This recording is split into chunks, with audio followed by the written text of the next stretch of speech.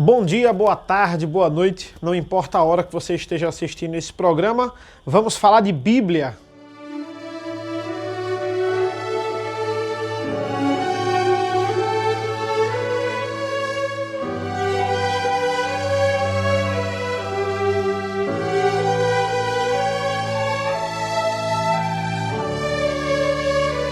Hoje nós vamos compartilhar um texto muito interessante, que é o livro de Êxodo, capítulo 1, que fala sobre o governo tirânico do faraó e como Deus reage a esse governo tirânico. Êxodo, capítulo 1, versículo 8, do 8 ao 22. Eu vou ler aqui até o 14 e depois a gente vai esmiuçando versículo por versículo, que é isso que a gente mais gosta de fazer e essa é a característica do nosso canal. Versículo 8 do capítulo 1 de Êxodo.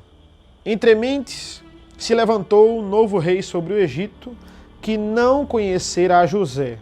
Ele disse ao seu povo: eis que o povo dos filhos de Israel é mais numeroso e mais forte do que nós.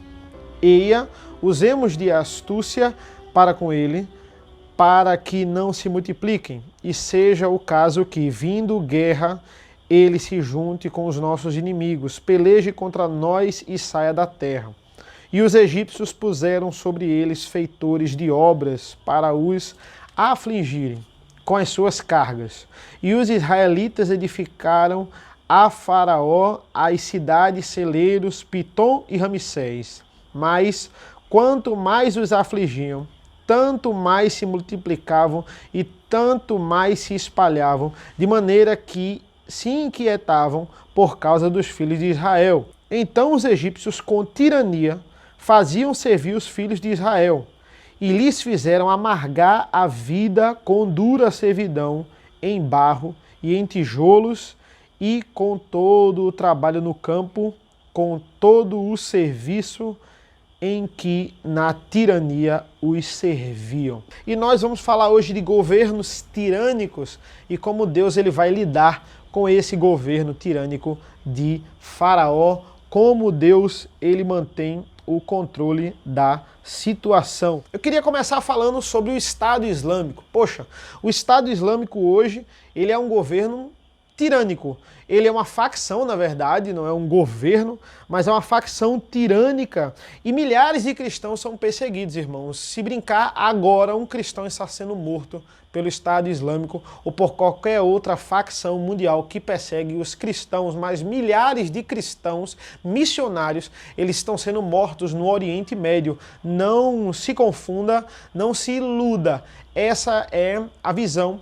O evangelho, ele sempre foi perseguido. Sempre na história, o evangelho, o plano da redenção de Cristo pelos humanos, pelos ímpios, pelo pecado, ele sempre vai ser perseguido. Quando José ele é vivo, a igreja, o povo de Israel, ele vai desfrutar de um certo momento de paz ali, o passar dos anos, mas quando José morre e quando os anos passam ali, o povo vai crescer. A quantidade numérica do povo de Israel, a fertilidade dentro do povo de Israel é algo crescente, é algo absurdo. Veio um faraó ímpio, não um faraó da época de Moisés, um faraó ímpio que passaram muitos anos depois da morte de Moisés e começou a atrapalhar o povo de Deus. E esse atrapalhar, ele vem com uma tirania terrível, a tirania da escravidão. Agora vocês vão ser meus escravos e vocês não têm como escapar.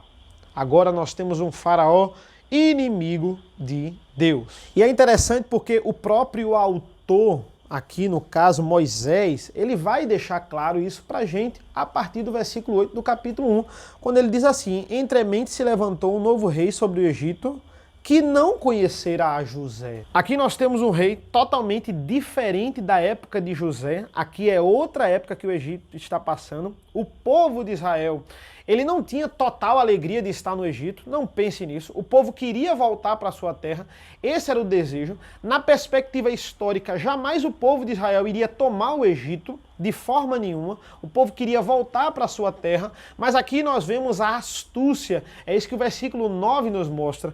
A astúcia, versículo 10, perdão. Eia, usemos de astúcia para com eles. A astúcia desse rei tirano vai massacrar o povo de Israel, para fingir um falso medo. É interessante porque governos tirânicos gostam de fazer isso. Eles simulam um falso medo. Governos ditatoriais, eles adoram fazer isso. Eles simulam um terror que não existe. Eles simulam uma ameaça que não existe para fazer com que o povo ache que ele é a única solução deles. Foi isso que Faraó fez com os egípcios. Se nós não escravizarmos os hebreus, eles vão matar a gente. Então a única chance boa, camuflada aqui de maldade, de algo satânico aqui, é escravizar para o bem do Egito, para que o Egito sobreviva, para que o Egito ele se dê bem. Esse homem convoca toda a população egípcia contra o povo de Deus, com astúcia. Por quê? Porque Faraó de Gênesis, o Faraó de José, ele é usado para abençoar o povo de Deus. Mas esse Faraó aqui, ele vem trazer completa desordem, com tirania, com um governo ditatorial. O versículo 11: e os egípcios puseram sobre eles feitores de obras para os afligirem com suas cargas. E os israelitas edificaram a Faraó as cidades celeiros, Pitom e Ramsés. Veja aqui, tirania. Aqui ele vai dizer, né, que não adiantava. Quanto mais Faraó ele afligia o povo de Israel, versículo 12, o povo ele se multiplicava. O povo não deixava de ser fértil, o povo não deixava de crescer, o povo não deixava de se multiplicar. Versículo 13, então os egípcios com tirania fizeram servir os filhos de Israel e lhes fizeram amargar dura servidão. O versículo 12 ainda nos informa que eles se inquietavam com esse crescimento do povo de Israel. Olhem como estavam o povo na época. O mesmo espírito da serpente no Éden era o espírito que esse povo estava servindo. A estratégia da tirania aqui, governos que manipulam a situação, e por trás de tudo isso, na verdade, existe uma intenção maligna. E aqui a tirania não é só de Faraó, mas ela é do governo. Ele vai influenciar o governo, mas o governo vai ajudar Faraó nesse governo tirânico.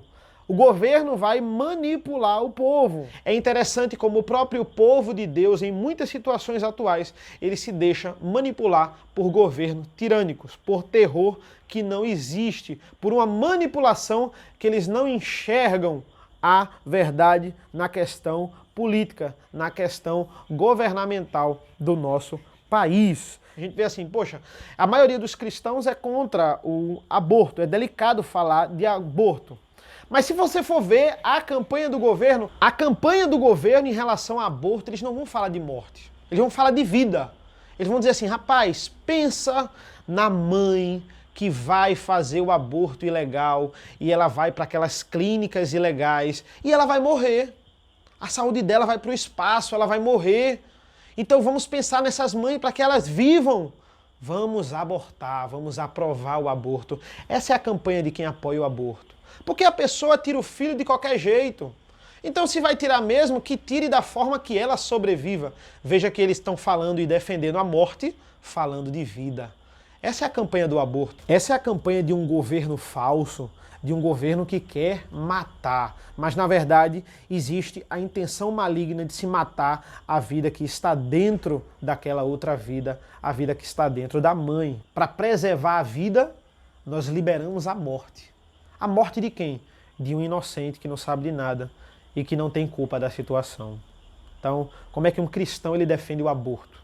Defender o aborto é estar do lado de Faraó, irmãos. É estar do lado de uma manipulação demoníaca. Apoiar o aborto é você ser manipulado por Satanás, por ideias demoníacas. Desculpa aqui a forma forte, como eu estou dizendo, mas não tem outra forma de falar dessa. E eu fiz esse link com presente, porque é algo que os cristãos têm que combater. E é triste quando eu vejo cristãos que até apoiam isso. É muito sutil, mas é diabólico. Essa é a intenção de Faraó aqui. Outra coisa, falar de homoafetividade e homofobia.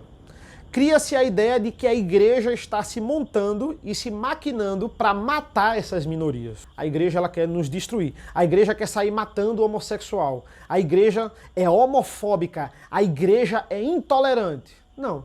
A igreja, de fato, ela só se posiciona contra. Por quê? Porque a Bíblia nos condena o homossexualismo. Então, se eu sou uma pessoa que sigo a Bíblia, eu também condeno o homossexualismo. Só que eu não vou sair matando homossexuais. Eu não posso fazer isso, porque a Bíblia também me manda não matar. Então, eu não posso estar apoiando uma coisa da Bíblia e me contradizendo em outra. A igreja não é inimiga dos homossexuais, a igreja não é inimiga das minorias. A igreja só se posiciona contra. E é importantíssimo a igreja se posicionar diante do governo, diante das opiniões, diante das ideologias que o país traz. Nós temos direito de voz do mesmo jeito que as minorias têm direito de voz. Mas a partir do momento que a gente nega a atitude deles, nós estamos sendo homofóbicos, nós estamos querendo matá-los, nós estamos querendo destruí-los. Não, de forma nenhuma. E nós devemos estar atentos para não sermos manipulados por essas notícias. Você pode ver que nenhum grupo de cristão, pelo menos no Brasil, você não tem essa notícia, e se isso acontecesse, a repercussão seria estrondosa, por isso que não existe. Você não vê nenhum grupo de cristão queimando imagem de homossexuais, desrespeitando homossexuais em passeatas, coisas que essas minorias fazem com o nosso cristianismo. Elas retratam Cristo de uma forma horrível, elas vão queimar crucifixos, elas vão fazer as maiores atrocidades, porque elas sabem que fazendo isso vai gerar uma certa repercussão. E é isso que a mídia ela quer repercussão, ela sabe como chamar a atenção. Você vê que a igreja ela não faz isso. E a igreja não está lá para matar o homossexual. Isso é um absurdo. Isso é uma fake news, como as pessoas estão dizendo hoje. Aí, volte um pouquinho para o versículo 10, irmãos, que diz assim, ó: Eia, usemos de astúcia para com ele, para que não se multiplique. Aí vai agora para o versículo 12. Mas quanto mais se afligiam, tanto mais se multiplicavam e tanto mais se espalhavam. Veja a ideia, veja o contraste. Eles faziam de tudo para o povo de Israel não se multiplicar, mas não adiantava. O povo de Israel se multiplicava cada vez mais. Veja que a intenção de Faraó desde o início é matar o povo. É oprimir o povo para matar o povo. A primeira parte desse plano é escravizar o povo. Por quê? Porque Faraó está tentando impedir essa multiplicação, mas acontece o contrário. E eles estavam inquietos diante daquela verdade, diante daquele fato. Essa inquietação ela é traduzida como inveja. Aqui nós temos o inquieto, mas esse inquieto ele é traduzido por inveja. Eles estavam invejando. Era um povo invejável. Por quê? Porque eles tinham uma saúde inabalável. Porque eles só faziam se multiplicar, crescer. Era um povo saudável, era um povo forte, era um povo fértil. Quanto maior a perseguição, mais eles se destacavam. Mais eles pareciam com Deus. Mais eles causavam inveja aos ímpios. Quanto maior a perseguição, maior a santidade daquele povo e maior a inveja do faraó. Igual a Davi fugindo de Saul. Quanto mais Saul perseguia Davi, mais Davi se aproximava de Deus. Mais Davi se parecia com Deus. Mais Davi não perdia a esperança. Esse é o povo de Israel sendo perseguido por Faraó. Quanto mais Deus abençoava aquele povo, mais havia oposição e sofrimento. Entender que Deus é maravilhoso para nos resgatar é precioso nessas horas. Porque o sofrimento ele vem. A perseguição do ímpio ela vai vir. Se não é uma perseguição física, é uma perseguição de argumentos. Mas ela vem. E quando vier, nós temos que confiar em Deus. E eu queria agora que os irmãos abrissem no livro de Salmo, no Salmo 105, por favor. Vamos ler a partir do versículo 12. Veja que coisa linda. Então eram eles um pequeno número, pouquíssimos e forasteiros nela. Andavam de nação em nação, de um rei para outro. Ninguém permitiu que os oprimisse. Antes, por amor deles, repreendeu a reis, dizendo: não toqueis nos meus ungidos, nem maltrateis os meus profetas. Fez-se fome sobre a terra e cortou os meios de se obter pão. Diante deles enviou um homem, José, vendido como escravo, cujos pés apertaram com grilhões e a quem puseram os ferros, até cumprir-se a profecia a respeito dele, e tê-lo provado a palavra do Senhor. O rei mandou soltá-lo, e potentado dos povos o pôs em liberdade. Constituiu senhor de sua casa e mordomo de tudo o que possuía, para o seu talante sujeitar os seus príncipes e os seus anciãos, ensinar a sabedoria. Então Israel entrou no Egito e Jacó peregrinou na terra de Cã. Deus fez sobremodo fecundo o seu povo e o tornou mais forte do que seus opressores. Mandou-lhes o coração para que odiassem o seu povo e usassem de astúcia para com os seus servos. Veja como a Bíblia se completa. Versículo 26. E lhes enviou Moisés, seu servo, e Arão, a quem escolhera, por meio dos quais fez entre eles os seus sinais e maravilhas na terra de Cã. Veja que maravilhoso. Veja a interpretação. Deus levou o povo para o Egito. Deus deu José. Deus tirou José. O povo padece em tirania. Deus vai resgatar o povo. Deus manda Moisés e Arão e vai resgatar o povo. Deus está no controle. Deus dá, Deus tira, Deus faz e desfaz na hora que Ele quer, irmãos. Louvado seja o nosso Deus. Outro exemplo que nós temos é em Atos 12. Atos 12 começa com Herodes perseguindo o povo de Deus e perseguindo os líderes ali do início do primeiro século no Evangelho. E o que é que acontece no fim de Atos 12? Herodes, ele morre. Porque a estratégia dos reis tiranos é prender os líderes. Se eu prender os líderes, eu acabo com a facção. E o que é que acontece no final de Atos 12, irmãos? Herodes morre comido por vermes e o evangelho ele está mais forte do que nunca. Por quê? Porque não tem como ninguém parar o evangelho. Não dá para parar a força do evangelho, não dá para parar a igreja, o povo de Deus. Quanto mais o mundo persegue a igreja, mais ela se fortalece no Senhor.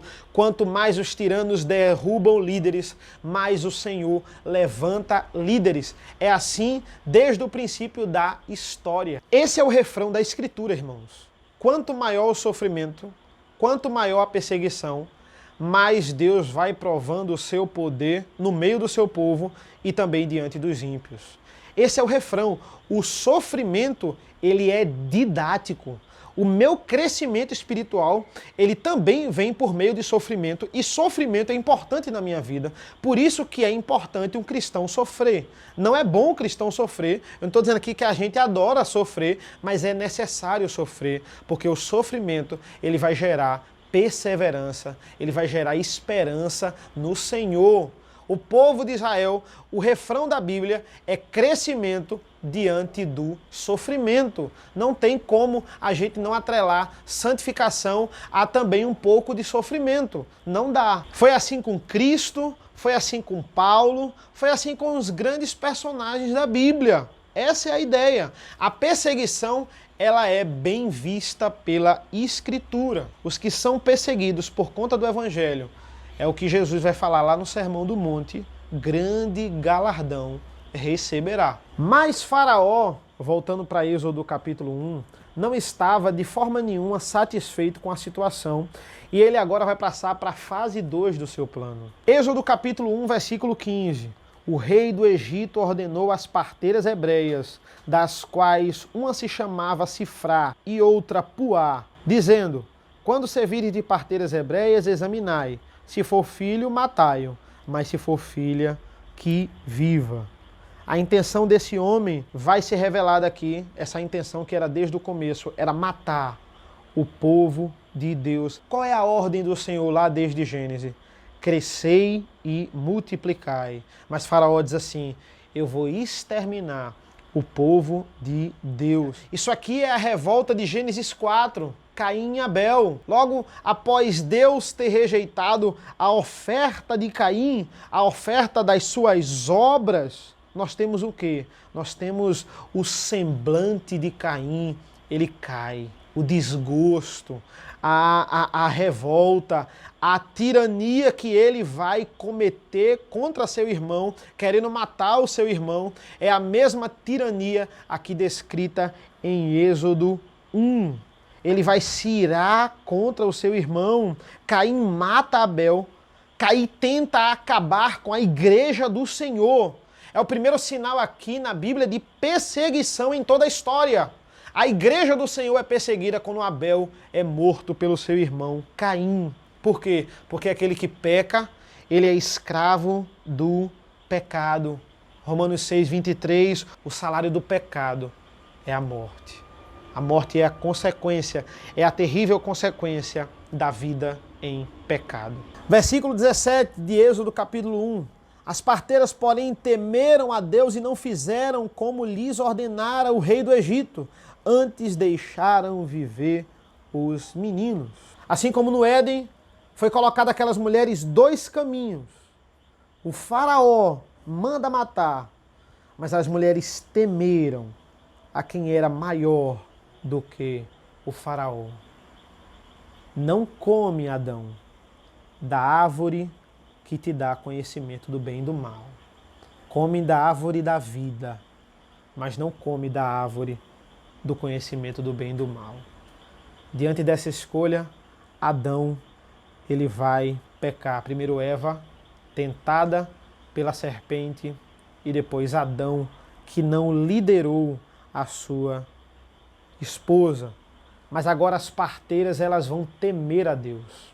Elas vão ter um encontro com Deus. A gente não sabe aqui especificamente, e não vem ao caso, quando foi que elas tiveram encontro com Deus, se elas se converteram, se de fato Deus revelou algo a elas, não temos esse detalhe, isso não vem ao caso, mas elas conheciam a Deus. E veja que versículos polêmicos, o 18 e o 19, irmãos. Então o rei do Egito chamou as parteiras e lhes disse: por que fizeste isso e deixaste viver os meninos? Responderam as parteiras a Faraó: é que as mulheres hebreias não são como as egípcias, são vigorosas. E antes que lhes chegue a parteira, já deram à luz aos seus filhos. Veja que coisa interessante. Será que a Bíblia está incentivando a mentira aqui? Porque isso aqui é uma mentira aqui para Faraó. É para evitar que as crianças morram. Será que essa aqui é uma mentira justificável?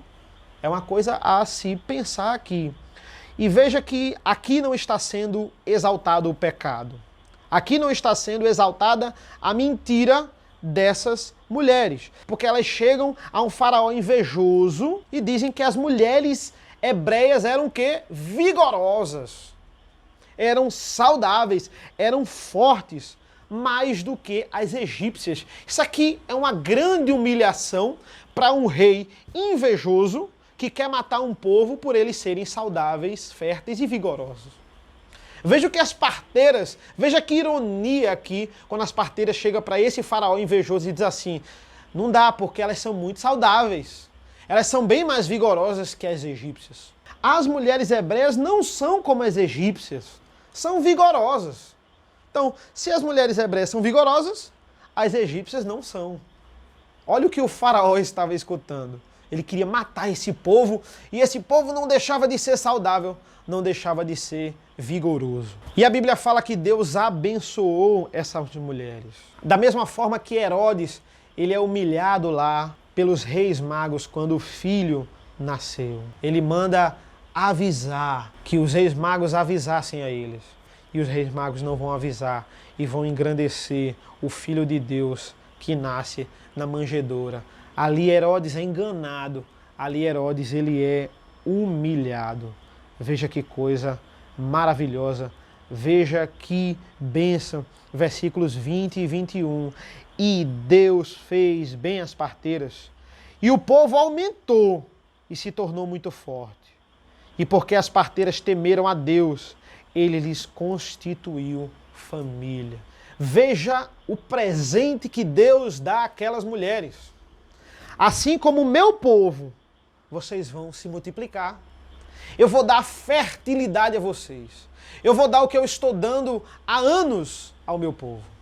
Fertilidade. Leiamos rapidamente, irmãos, Êxodo 4, 22. Veja que coisa fantástica. Êxodo 4, 22. Dirás a Faraó, assim diz o Senhor, Israel é meu filho, meu primogênito. Olha como Deus se trata. Veja como Deus ele se direciona ao povo de Israel. Você vai chegar para Faraó e você vai dizer assim, Israel é o meu filho, é o meu primogênito. Êxodo 4, 22. Israel era a descendência de Cristo. O Redentor viria do povo de Israel. Então, Israel era filho de Deus. O meu primogênito vai sair deles. Faraó não estava simplesmente querendo matar o povo. Faraó estava sendo usado por Satanás para atrapalhar o plano da redenção. Ele estava querendo matar Jesus Cristo. Por isso que Deus vai dizer, eles são o meu primogênito, porque dali iria nascer o Cristo, o Messias, o nosso Salvador. E o filho que foi preservado nos tirou, irmãos, da maior escravidão. Não há terroristas, não há governos tirânicos, nada para o Evangelho de Deus. A igreja vai crescer até o juízo final, quando estará estabelecida junto com o Filho de Deus. Estranhem uma igreja que cresce sem perseguição. Igreja que cresce sem perseguição é uma igreja que está passando a mão no pecado. É uma igreja que está deixando o pecado entrar, o pecado passar, está fazendo vista grossa para o pecado. Por quê? Porque o padrão do crescimento, biblicamente falando, nós vimos vários textos aqui, Salmos, Atos, Mateus, é a perseguição. Para tudo na vida, irmãos. Você é um crente fiel na sua vida profissional, na sua vida familiar, na sua faculdade. Quando você quer crescer da forma certa em qualquer área, você pode até receber alguns elogios, mas você será muito criticado. A resistência diante dos ímpios, você diante dos ímpios, vai ser muito grande. Mas a mesma verdade de Êxodo 1, capítulos 8 ao 22, é a mesma verdade de hoje. Quanto mais a perseguição, mais venceremos. Versículo 22, irmão, diz assim, então ordenou Faraó a todo o seu povo, dizendo, a todos os filhos que nascerem aos hebreus, lançai-os no Nilo, mas a todas as filhas deixareis viver. Agora ele não vai se resumir mais às parteiras. Agora a perseguição vai ser generalizada. Pegue e jogue no Nilo. E diante desse sofrimento, e diante dessa perseguição, vai nascer o Salvador daquele povo, Moisés. E Deus vai resgatar aquele povo através de Moisés. Deus seja louvado. A igreja cresce no sofrimento, a igreja cresce na perseguição. Quando eles vierem, Deus está querendo que a igreja amadureça. Que nós possamos entender isso. Que nós possamos ser crentes firmes, constantes, diante desse mundo tenebroso. Deus abençoe e até a próxima. Amém.